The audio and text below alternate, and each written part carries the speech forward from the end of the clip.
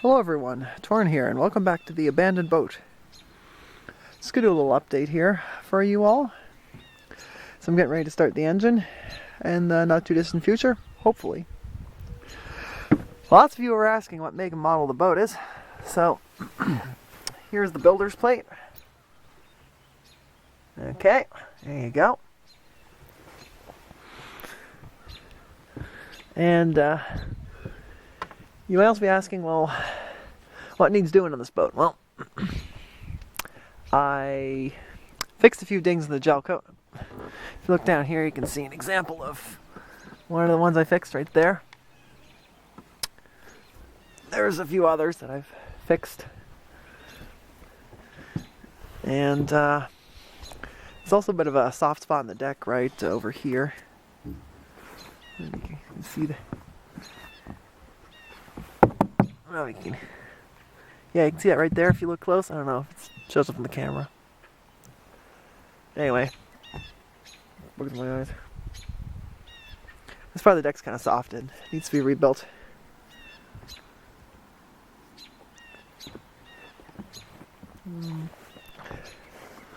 This cleat over here was literally held by just an old 2x4. Very rotten 2x4 at that. I don't know if you can see that. Well, that's visible on camera or not. Can you see that? Okay, well, okay, so it looks like someone took it off. But anyway, there's a scrap of 2x4 holding that cleat on, which I'm sure that's factory, right? The whole deck is being pressure washed, so it looks nice and clean. And as you can see, I've got a battery here. Some ATF. We're gonna go down in here first before anything else and just throw in the battery and well, see if any of the electrical works on this boat. Ooh. Those locker screws definitely don't look so good, do they? Alright. Battery goes down here in this battery bay. I'll wire it up and let you know if anything happens. Okay, I have thrown the battery in and nothing's started to burn yet. These are breakers here over that don't work. I checked them with a voltmeter at one point, and I think I put it in battery number 2. So, see anything? And bugs. Anything happen? Okay. Okay, this doesn't do anything. The switch apparently does nothing. Let's start with something like cabin lights. Ooh, look, this cabin light works. That one works. Okay, turn them off. I'm gonna run the battery down. So apparently we got at least 2 cabin lights. Let's see. Try the stereo. I don't know where the heck is. Where the heck is the stereo on this boat? I don't even know. I don't see it anywhere. No, that's not the stereo. Oh, there's one on here. Maybe it was taken out or something. I don't know. That was down here somewhere in the main cabin, but I could be wrong. That doesn't do anything. Instrument lights? I don't know if there's any instruments even on this boat anymore. Bilge pump. Heard something click. Fridge? Does the fridge work? Ooh, the fridge works. That's cool. So we have a working fridge. There's no autopilot on this boat, so I can't test that out. Instrument lights? I don't even know. Maybe the compass light comes on? Nah, it doesn't come on. The knot meter doesn't come on. Can't verify if the knot meter works without being in the water, right? So you know the bilge pump? I don't know if that works. There's no water in the bilge either. So, we know of the electrical, we know at least 2 things work. This cabin light over here works, and this one over here appears to work. We know the fridge works. Or it comes on. I don't know if it cools anything, but I don't want to run it for that long to figure that one out. But it appears that those things at least work. What else is there? Instrument lights. This is the auxiliary panel. I know that one's all goofy.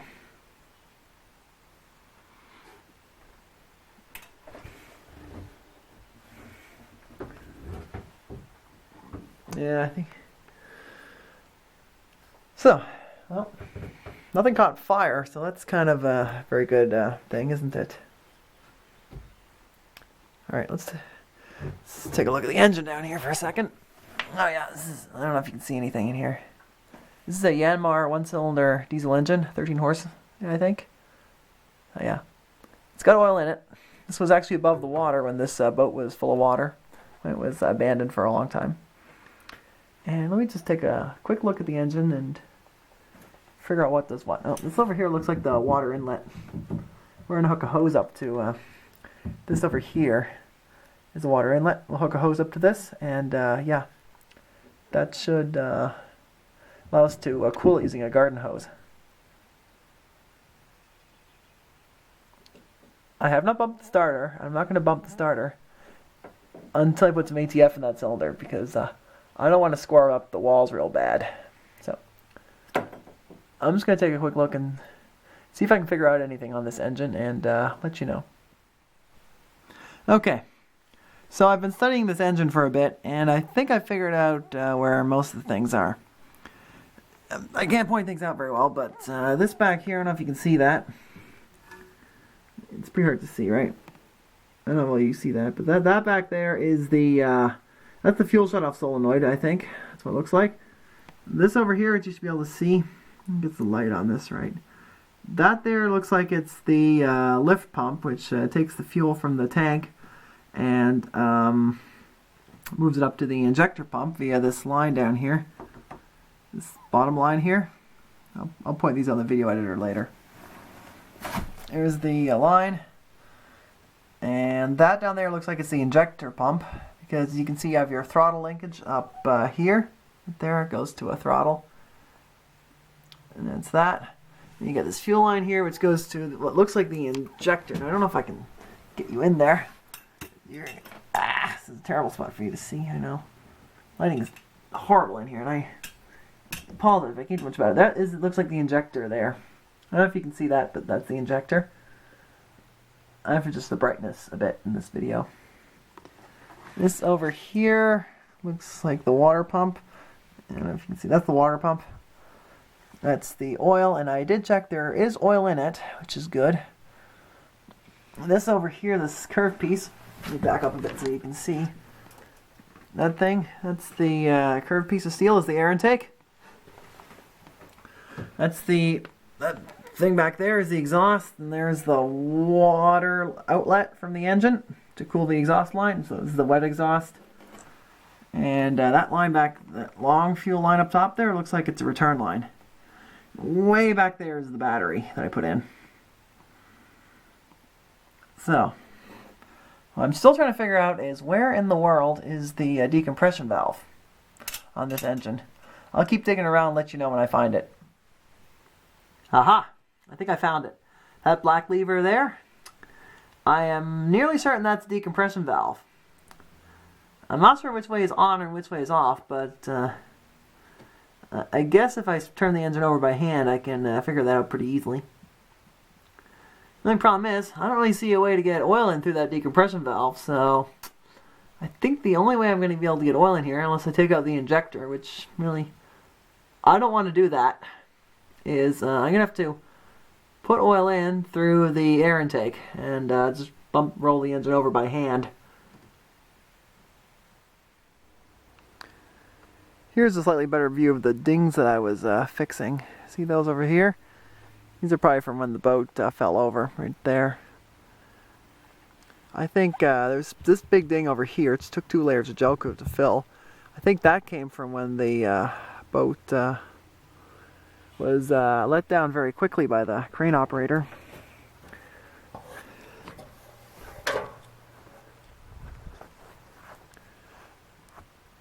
Same for this over here, this big scratch, and this one over here.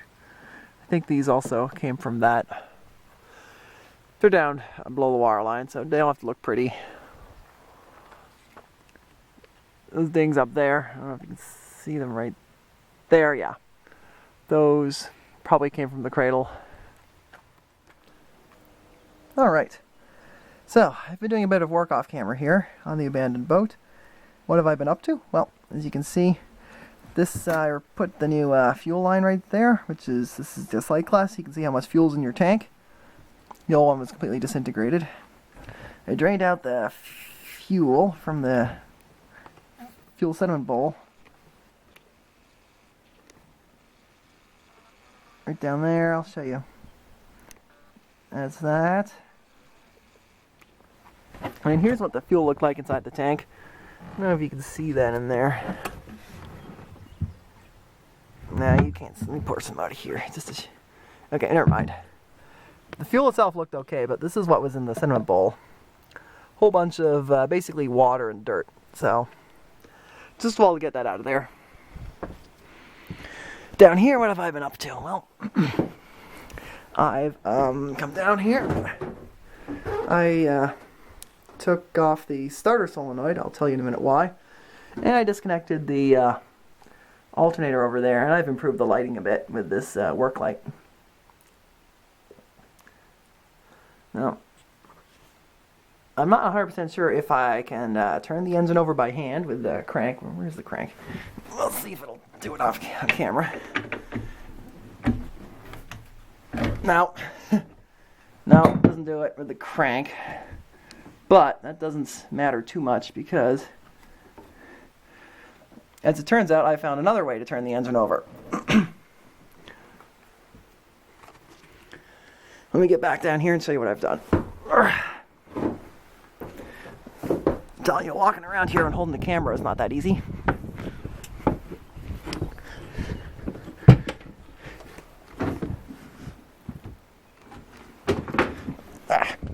Here we are. Here's where the solenoid goes, right down over there, if you can see it. But what I've done is I've taken this clip here and I've bypassed the solenoid. And I have this wire going to a... Sorry if I can show you this. It's really hard to walk down here. Going to the battery. What clip do I have here? Now, is the colored one or the non-colored one that I'm running off of? The colored one with the red. Okay. So, I want to get these mixed up or we have a short. But, if I touch this to the battery, let me figure out which one it is.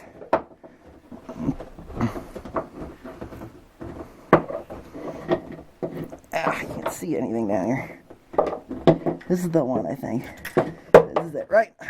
I don't know how much you can see, but let's hit it.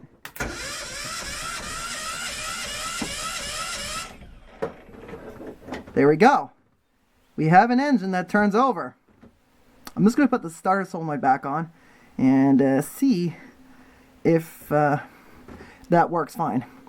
Maybe the issue is just the starter solenoid created some resistance, and when I removed it, I reduced the electrical resistance just enough that the starter had a little more oomph and was able to power through that, whatever was holding it back. So anyway, let's put that starter solenoid back on and see if I can start it with the key. Okay, so I put the starter solenoid back on, but as you can see, when I do this, the fuel pump works, but listen, nothing. We have appears we have a oil pressure light and we have an alternator light that are coming on. So, given that we know this engine here starts or turns over when you hook the starter directly to the battery, that means there's one of two things that aren't working. Either the solenoid doesn't work, or the start switch here is got a problem.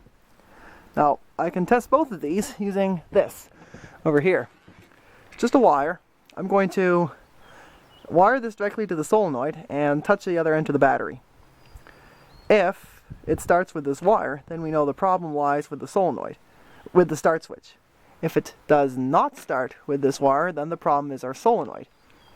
So I'm going to go give this a try and let you know how things go.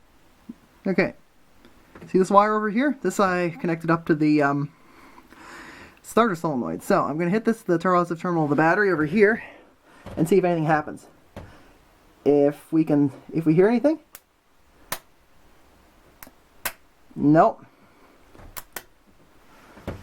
So that's telling me that the problem lies with our starter solenoid and not the ignition switch. So that means I gotta take the starter solenoid off and probably clean it up because it's probably stuck. Alright, let's do that and I'll tear it apart and see what's going on there. Before I go, I'm just going to show you what was in the bottom of my secondary fuel filter. I don't know, can you see that on camera? I don't know.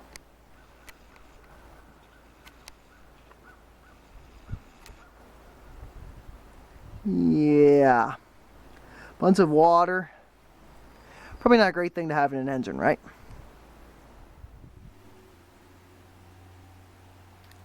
Okay. I am back. It's been a while in real life since I last worked on the abandoned boat. And what have I done? Well, if you look over here, you might notice a couple things. I took off the water pump, which was over here, and I took off the alternator, which was over here. No idea if the alternator works or not. I'll get to that eventually, but I had to get it out of the way in order to replace that starter back there, which I mean, technically I only had to replace the solenoid, but I couldn't really get the solenoid alone, so I ended up replacing the solenoid and the starter at the same time. So, the reason I took the pump off was in order to replace the impeller. I picked up this impeller and gasket kit over here from a company called Stay Cool Pumps on eBay. There's the new starter over there. One issue I've been having with the pump has been these 6 screws over here. They ain't coming. So I'm not sure what the best thing is to do with these guys. I'm going to... I put some seafoam on them. I'll try some PB Blaster, but yeah, I'm not sure. If these strip out, it's going to be difficult to replace that seal. Some hose clamps on here also I'd like to replace. There's the back one, right, I don't know if, I can't show you that, but there's a few hose clamps here looking kind of rusty, like the one on the exhaust there, so I'm going to replace that one. But on the whole, most of the hose clamps are stainless, and they don't look too shabby. I feel like these were probably replaced at some point over here, like these ones, and same with this one over here is probably not original. That rusty one back there is probably the original, if I had to guess. Anyway, I'm going to go get that starter over there out and throw in the new one. I don't think there's no easy way for me to show you how I'm doing that, I don't think. So I'm just going to do that. It's just literally a matter of unscrewing a couple of bolts in there. I can't, yeah, the lighting's terrible, like in there, and then there's 2 bolts that hold it. It's got to take that off, and yeah. Throw the new starter in, I'm going to hit the key and see if anything happens. I have high hopes that everything will work nicely, and that the engine will turn over beautifully.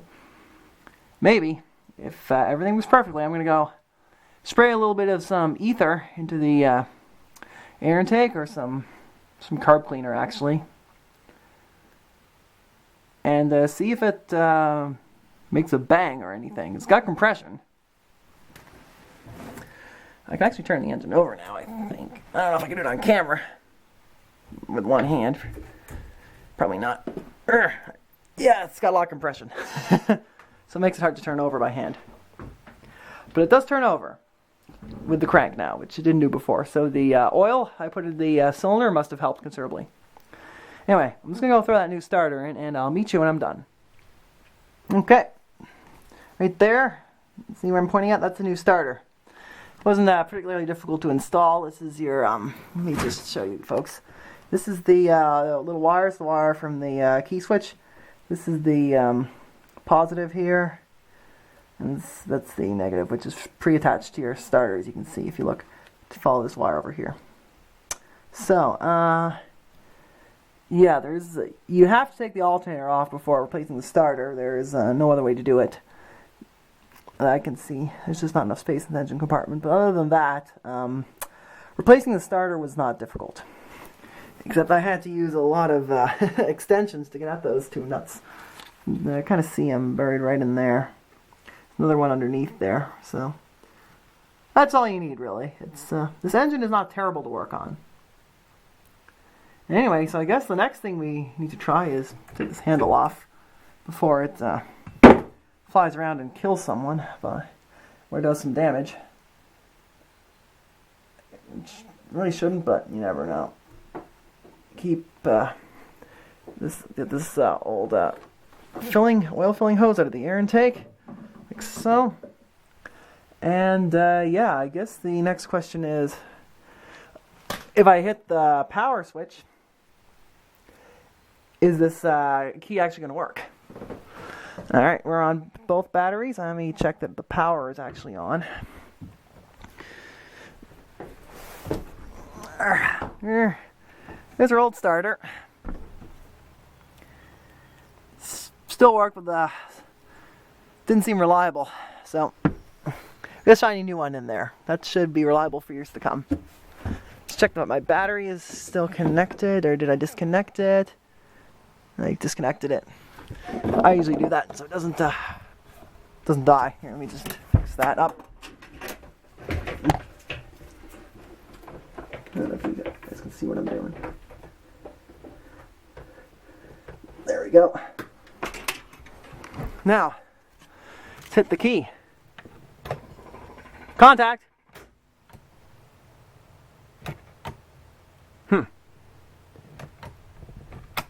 Engaged.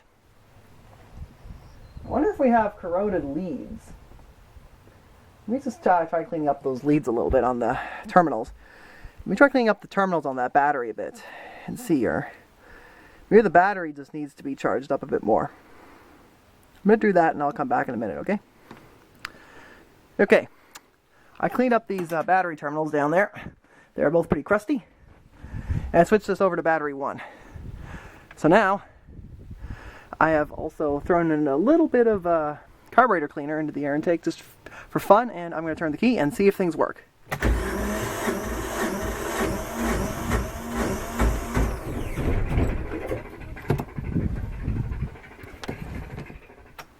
Alright, one more time.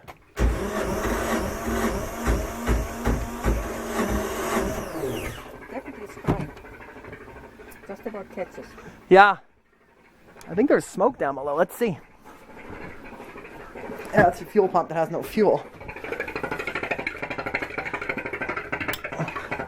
Oh yeah, I can see a whole bunch of smoke coming out of the hose here. Yeah, that's the water exhaust, which is connected to the wet exhaust. So yeah, this engine is going to go. As soon as it gets diesel, it's going to fire. Hey everyone, how's it going? I'm back here at the abandoned boat. This over here is the alternator. This over here is a grinder that I'm going to steal the power cord from. It doesn't work anymore because the brushes are bad and the thing's so old that I can't really repair it. But that's a topic for another day. This is the alternator. I took that off because this bolt over here was stuck. I threw my vise over here and I was able to get that bolt out. So now I can adjust the tension on the alternator properly. And yeah, I can run the engine without an alternator for a bit, but I do not want to run the engine without this over here. This is the water pump. It goes on this way here. This is the front. This is where the pulley goes. There's the back here. And this rubber piece over here is the impeller that I replaced. Use the old one over here. It certainly wasn't horrible, but I figured, you know, better replace it. Be safe than sorry. Now, I'm going to have to go get the old gasket off this plate here. I've got a new gasket in the kit over here, right there. I don't know if you can see that. Came from this company here called Stay Cool Pumps. I am not affiliated with them at all. But, yeah. My screws are in here. And I am going to go put some of this stuff over here, this anti-seize on, so that they're easy to remove in the future, because these were a bit of a bugger to remove. Okay, just a quick note about the gasket here. So you can see this gasket's not perfectly round. This edge is a little wider than this side over here. It's because the gasket it only goes one way, so this side over here has to be towards where the housing is off round, because as you can see, how it works is the water comes in here through this port. The impeller spins it up to here, and then it's compressed by this little plate in here. I don't know if you can see that here. Let me push the gasket away a bit. See, that compresses the rubber in the impeller and forces the water out here to go to the engine.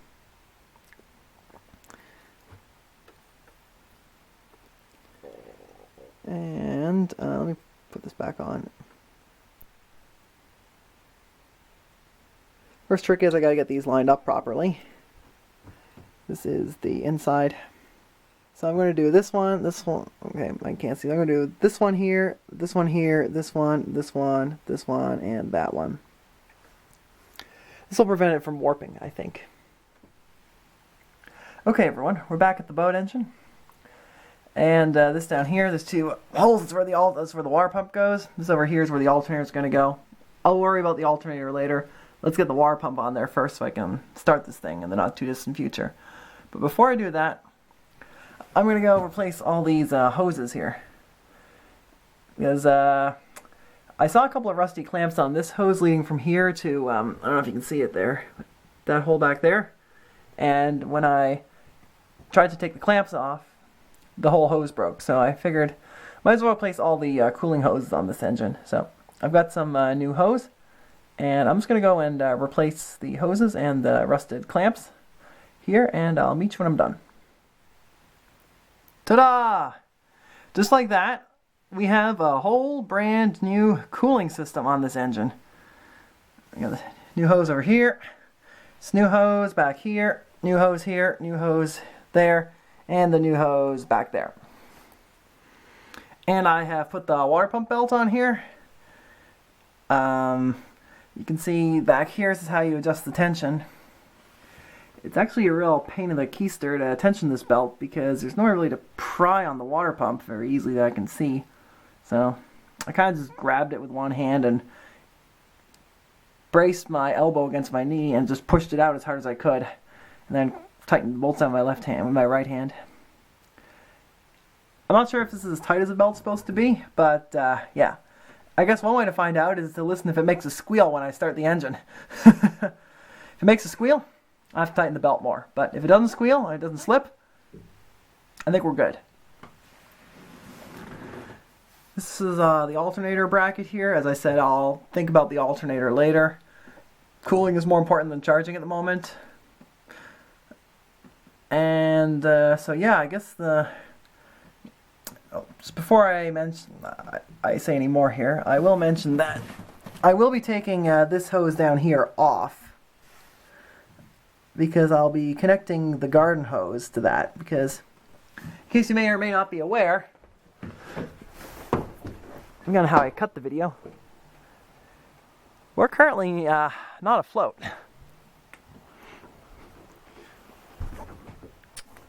Getting up and down here is a bit of a pain. But anyway, so yeah, I guess the next thing to do is to put some fuel in the tank, bleed the fuel system, connect up the water hose, and then hit the key and see if this engine makes some noise. And once we establish the engine is a runner, which I'm 99% certain it is, I'm going to go and change the oil in the engine, because it probably needs a change, because I don't know how wet that oil is.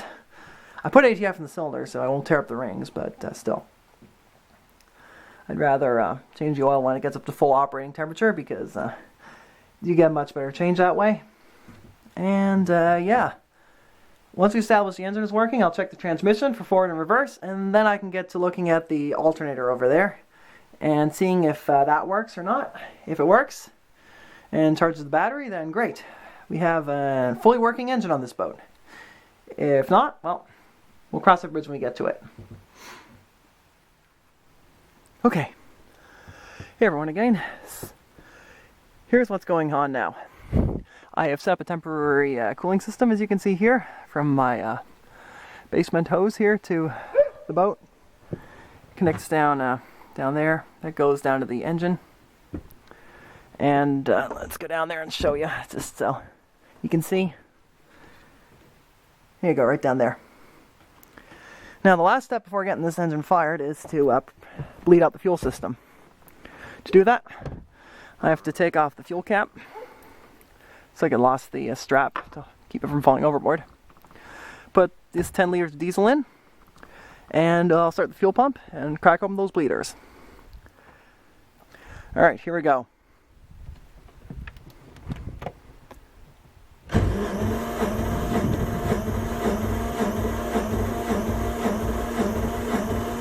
Come on, you were starting just a second ago.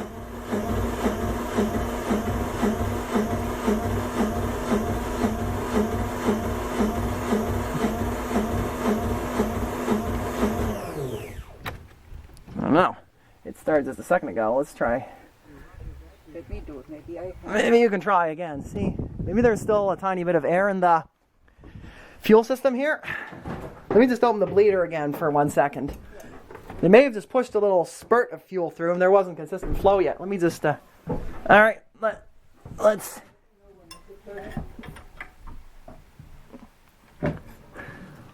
1 second. Not yet. All right, give it a go.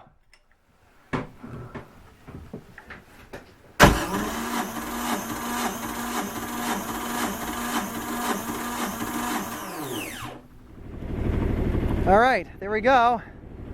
It's running nicely. It's idling nicely, apparently. And it just needs a little more throttle than I gave it the first time.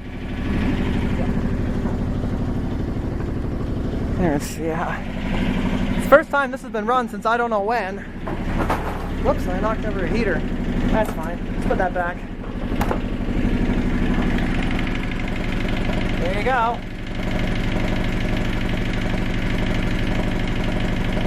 Working motor. Now, just for fun, I'm gonna put it in gear here and see if the propeller turns at all. You ready? Is that low? That's about the lowest idle I think it'll do. All right, putting it in forward. Sounds like the propeller's turning. Let's see. Just gonna walk down and take a look at it for myself. Oh yeah. There you go. It's working in forward just fine. All right, you want to throw it in neutral? Neutral is straight up and down. All right, how about reverse? Let's see if we got that. Yeah, reverse is the other way. Oh yeah, we got reverse too. There we go. We got a perfectly working engine there. Pardon? Yep. All right, let's shut her down.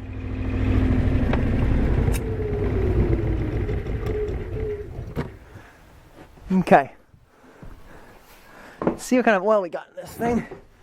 It looks bad or good. Oh, the engine's a bit warm. That's good. A little bit of smoke there from the something. See what's on the dipstick. Can't tell. Well, on the dipstick doesn't look terrible. Doesn't look to smell bad. I'll just drain a bit out and see what we got.